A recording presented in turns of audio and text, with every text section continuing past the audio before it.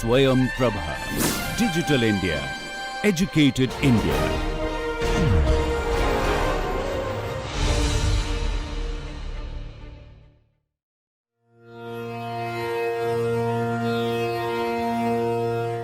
In the context of a concert, we see that a variety of compositions come together to give us that beautiful aesthetic experience. As I mentioned earlier also, compositions are of a variety like Varnam, Kriti, Tillana, Javali, Kavadi, Chindu and so on. Now, if we look at a concert and suppose we present only Varnams throughout, then it will become a monotonous affair. Or if it's going to be continuously Kritis, of course in Kritis there are so many varieties, so that way a number of Kritis itself can give us a beautiful experience in a concert. The Varnam again marks the beginning of a concert, so every composition also has its own placement in the context of a concert.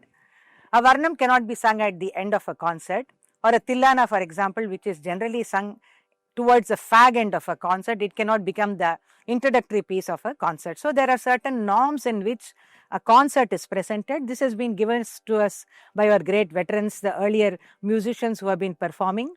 And it is also said that Arikudi Sri Ramanuja Iyengar was a pioneer in terms of setting this concert format that we are so successfully following even today.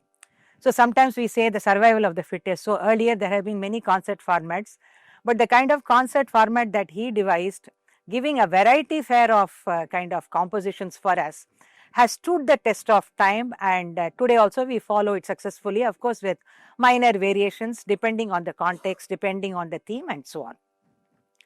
In the context of a concert, or even just if you look at a compositional form, after the Geetam which comes to be learnt by a student is the Varnam. And in a Kacheri also we see that the first item which is generally presented is a Varnam.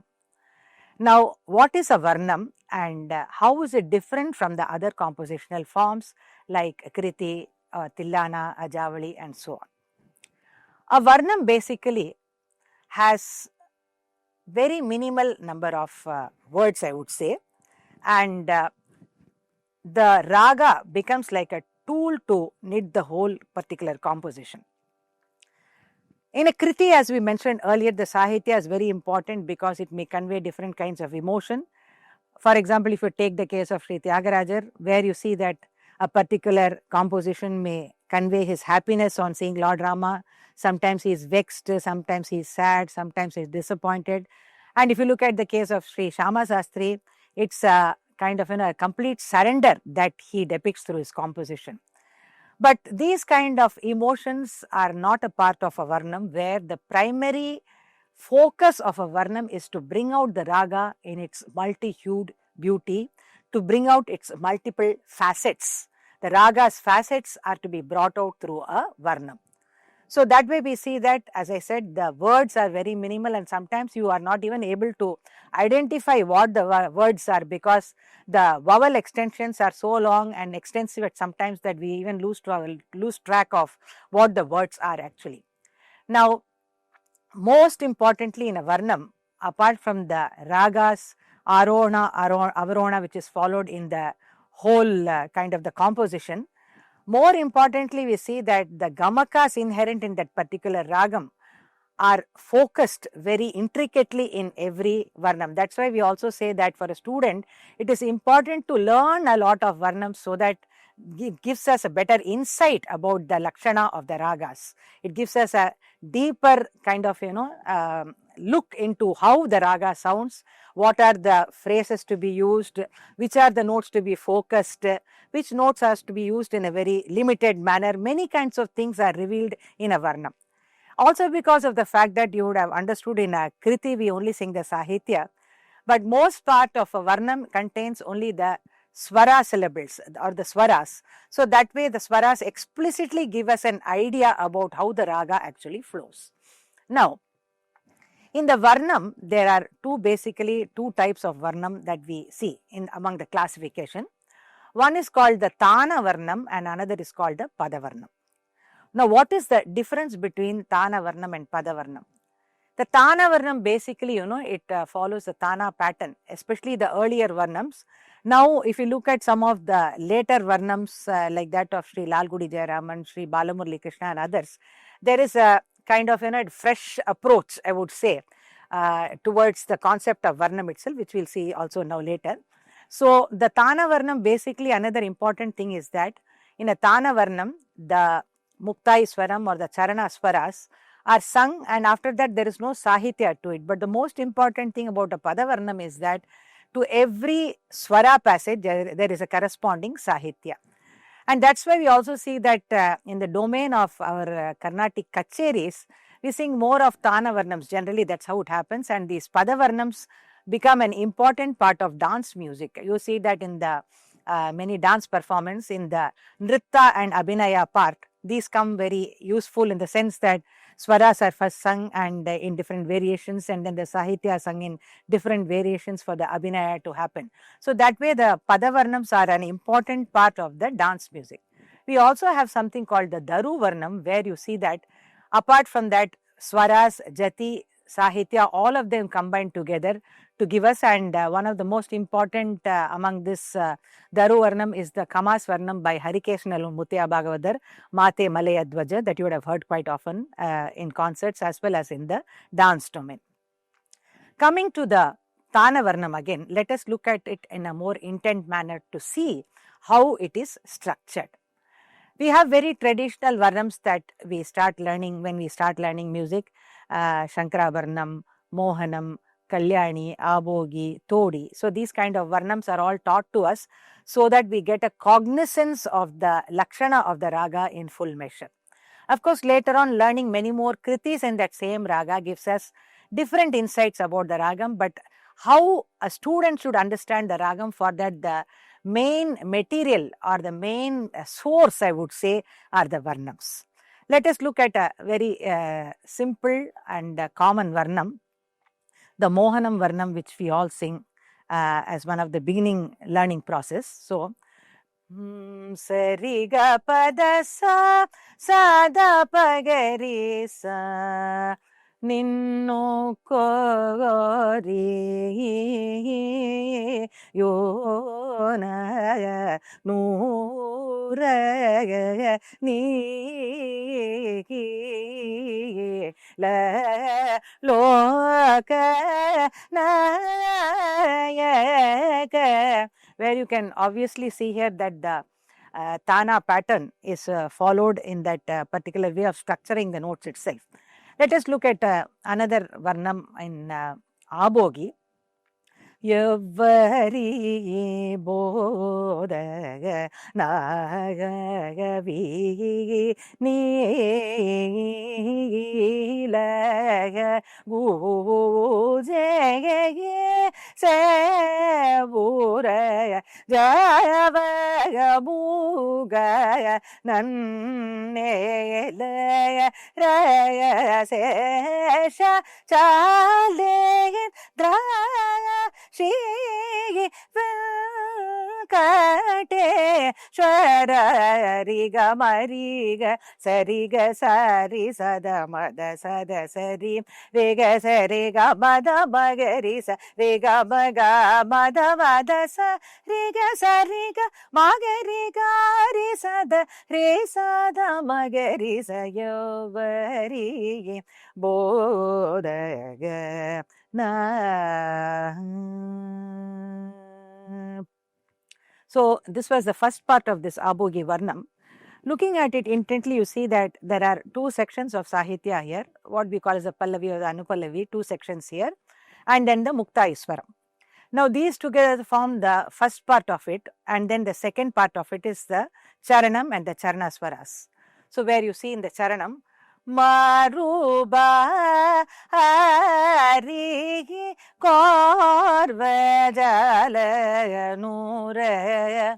Now, if you want to divide it into a broader one, you could say that this is the Purvanga is the Pallavi, Anupallavi and the Mukta Iswaram, and the Uttaranga or the latter portion is the Charana and the Charanaswaras. Now, again let us look at the Charanam and the Charanaswaras.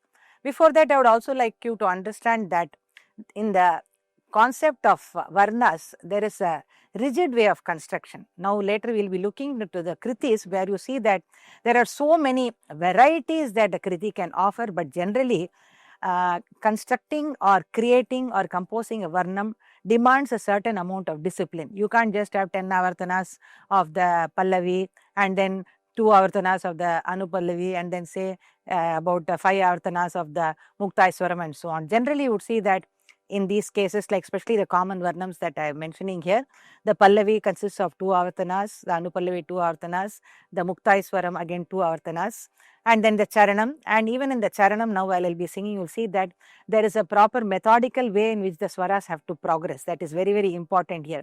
You cannot sing it any way you want. So that way you see that every composer worth the name, any popular composer, established composer of Varnam, you would see that he follows all these norms when he composes Varnam. And that is why I always say that this is also very different from a Kriti. In fact, many you would also heard about the case of even the most important composers, like if you look at Shama Sastri or Tyagarajar or Papanasam Sivan, it's more by instinct and an emotional outpour that all these kritis have come out. Many of the kritis, as a state of their expression of their emotion, it has come out. But in the case of Varnam, it is, I would say, more structured and you have to plan it. You cannot just compose extempore like that. There should be a proper thought process. There should be some kind of a discipline in terms of composing the Varnam. Now coming back to the Abhogi Varnam, first you saw that Yevari Bodhaga Naraga Vi Ni Laga Gu Jay Se Buraga. The first section gets complete then. Javaga Muga Nannelega Raga Sesha Chalegin Draya Shigi Venkateshwaraga. The next section gets complete. Then the Swara. Rega Mariga. That becomes the Muktaiswara. Now let's look at the Charana part of this particular composition. Maruba Harigi Korvajalaga Nuraga. After that, generally, if you see again, how many such passages of swaras should be there? For that also there is rule. So generally you would see that there are 4 sets of swaras which happen as part of the Charanam. The first one generally has got karvais in it, and then after that you have the different swaras coming in, and the final swara which comes is more like a round off of the entire ragam. So you would see that it may start on the tarasthai, but then it gives a complete kind of a overall roundup of the entire ragam. So first swaram now, where I mentioned that it has to have karvais. So Maya da ma da sa da ma gari sa ri ga ma ru ba hari ki kor va jala ga nu ra. The second swaram. Mada sada mada magari ga magari sada sari ga mada sada magari sari ga maruba hari ki korva jala ga nura. The third swaram.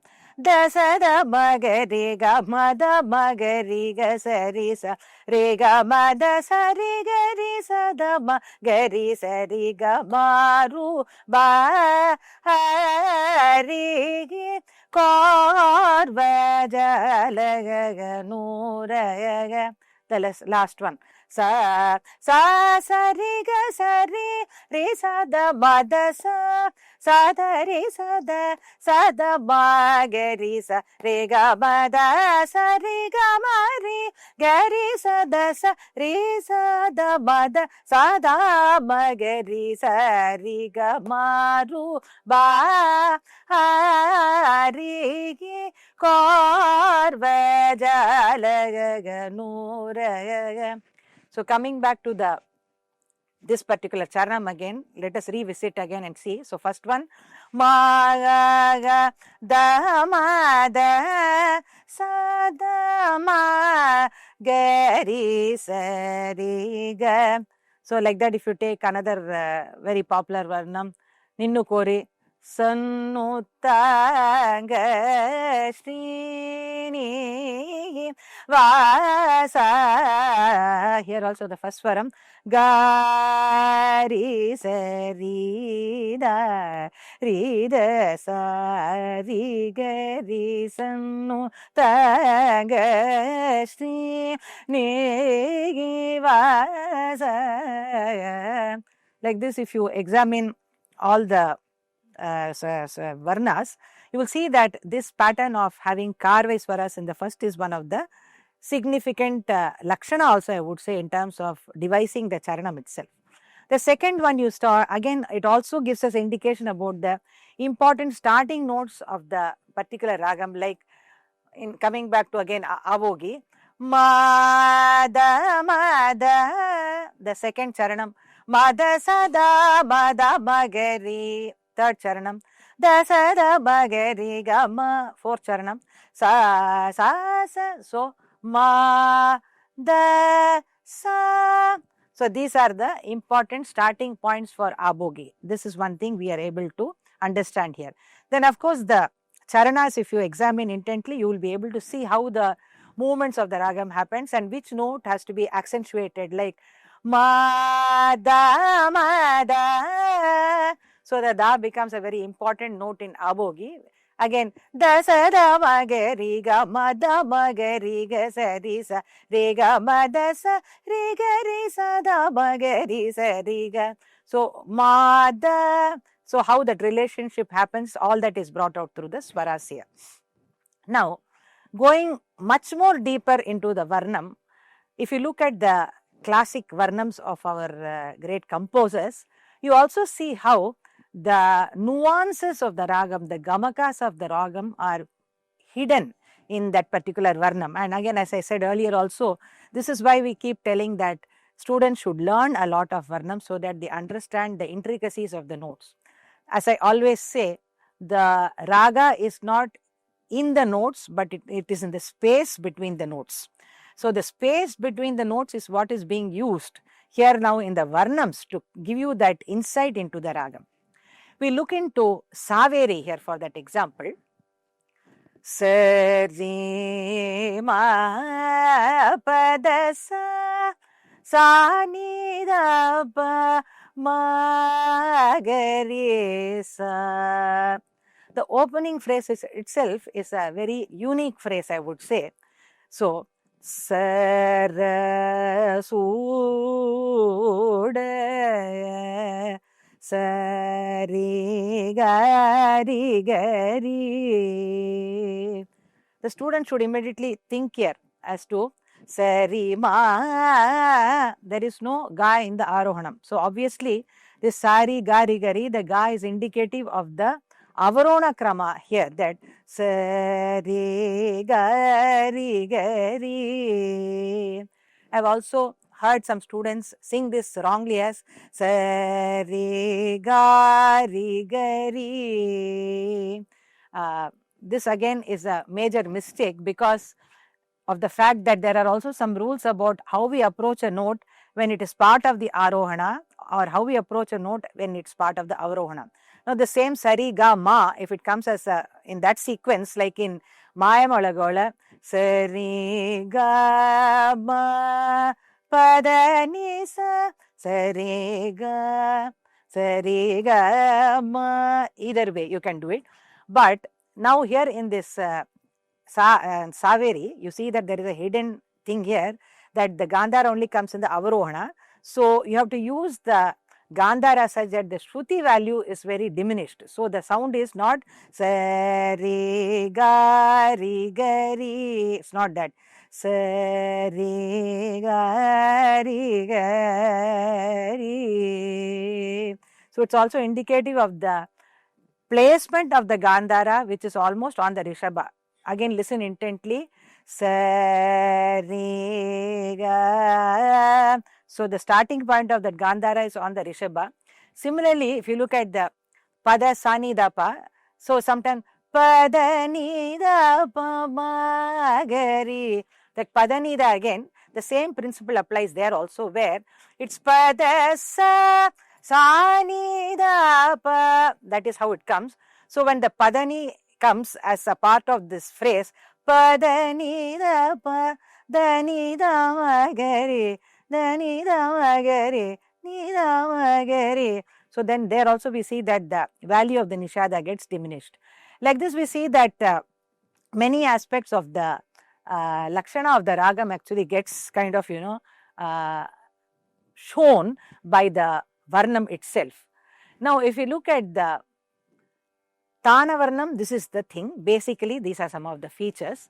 But if you look at the next aspect, that is a Pada Varnam, we see that in the Pada Varnam there is a different concept, as I said, that where the swaras are followed by the respective sahityas. For example, if you look at the a popular Varnam of Sri Papanasam Sivan in the Ragam Natakurunji, Swami Nanundanadibai Endre Ulagamellam Ariyume Tamadam Seyyadu Vandarul Mador Panka Budesha, like that it goes. So there where the in the Mukta Iswaram Sa Nida Nida Maga Maga Sa Nida Nisa Samaga Madani Sari Gama Kamaga Sani Re Sani Sani Nida Da Maga Sa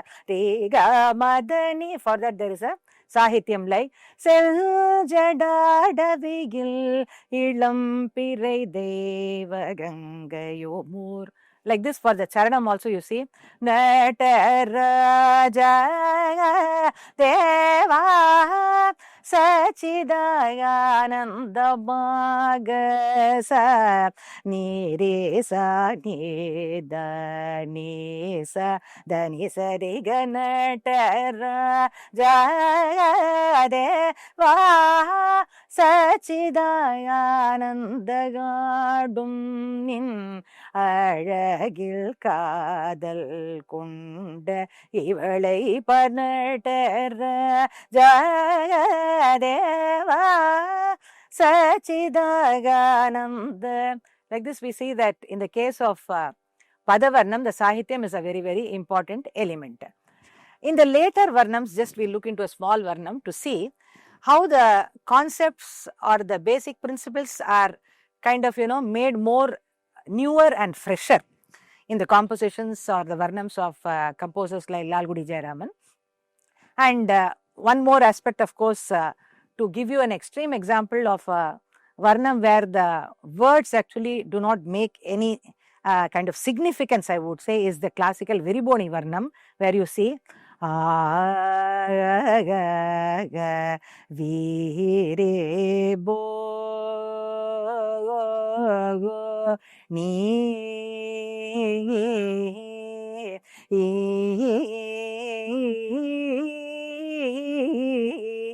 Ne Ko Ri. This is a classic example of a Varnam where, in fact, one of the senior musicians would say, if somebody asks you the lyrics of the Viriboni Varnam and asks you to tell what the lyrics is, it's difficult because of the fact that they are so much kind of spaced out, and the whole Varnam is about bringing out the nuances of Bhairavi. So here the Sahityam becomes kind of insignificant. So Vi Re Bo. So the vowels become so extended to give you the quintessence of Bhairavi. Looking at one last example of a modern day composer, Lalgudi Jayaraman, taking a Varnam like say a Varamo, Saga Madani Sa Sanida Magasa Nambum Anber Karulum Yogalnaye. Here you see that the concept of the understanding of the lyrics is much better. You are able to understand what I am saying whether though it is Varamu that is being brought out, you are also able to understand the lyrics. Nenjam namarubaye niye tunai ambuya karniya kila jaganayaki adari taruna niyallar yaramba magasaga sadabagama sagama gadabani dasadani badagama magadama nidasani gasamaga samagamadani samagamagasani dabagasanam bum anbar karulum. Here also, though you are able to see that the lyrics are visible, the principles are the same. For example, the charanam tamadam yenam ma daye seidida dagama sagani sadani sagama tamadam yenam ma daye seidida dani vanida bagasaga dasani gasamaga manida sani gani gasani da bata madam yenam ma. So thus we see that varnams, whether they are Padavarnam or Tanavarnam or Daruvarnam, all of them follow a strict discipline in terms of their form. And when we look at the Kriti, you will see that how many vast varieties the Kriti is able to offer. Of course, in the Varnam again, the thought process of each composer is different. So even in the same Kalyani, if you look at Aditala Varnam to Adatala Varnam, it will be totally different in terms of the conceptualization of the raga, because each composer has a own thought process. But nevertheless, we understand that the Varnams have got a more rigid form compared to the other compositional forms, and learning the Varnam is very, very important for every student of music because of the fact that it gives us an insight into the raga lakshana. It also gives us a complete understanding of the intricate details of the ragam for us to pursue music further.